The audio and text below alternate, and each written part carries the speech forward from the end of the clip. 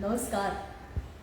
खरं तर स्वनाथ फाउंडेशनसाठी आनंदाचा सोहळा म्हणावा आणि तो साजरी करावा अशीच एक मोमेंट आलेली आहे जी तुम्ही सगळ्यांनीच अनुभवली. खूप चांगली न्यूज ही तुम्हाला सगळ्यांना शेअर करावीशी वाटली म्हणून मी आज तुमच्यासमोर आहे. खूप दिवसांनी खरं तर भेटतोय.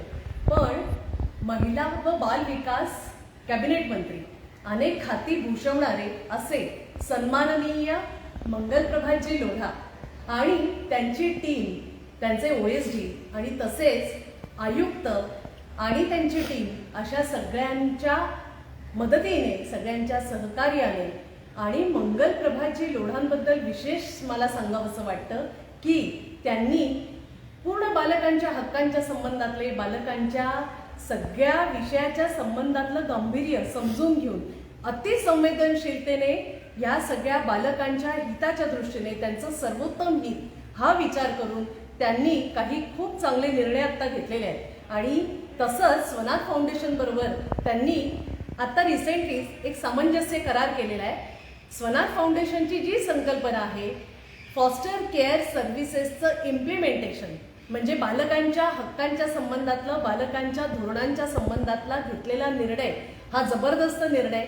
आणि कोलॅबरेटिव्हली आम्ही गव्हर्नमेंट बरोबर सामंजस्य करार केलेला आहे.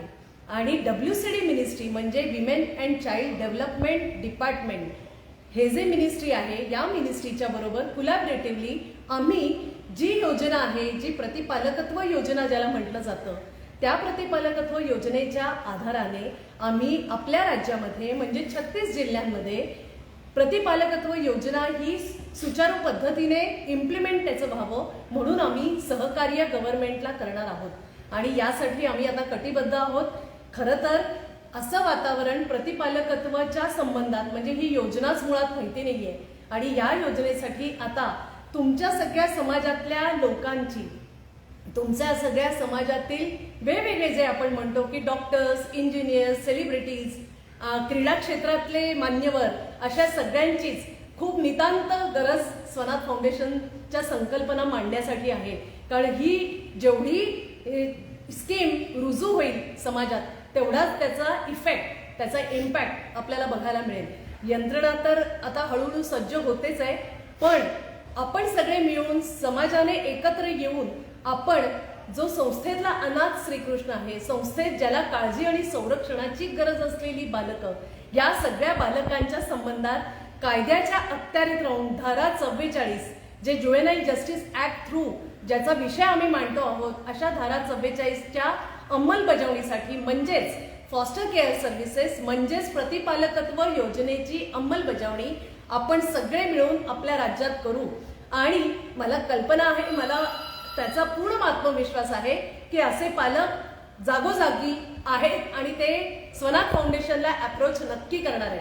त्यामुळे मी तुम्हाला सगळ्यांना आवाहन करते की स्वनाथ फाउंडेशनच्या या अभियानात सगळेजण सामील होऊ आणि प्रतिपालकत्व योजनेला आपल्या राज्यात खूप चांगल्या पद्धतीने एक उचित स्थान देऊ.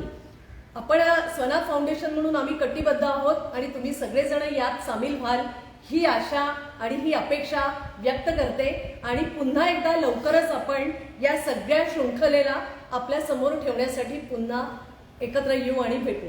थँक्यू.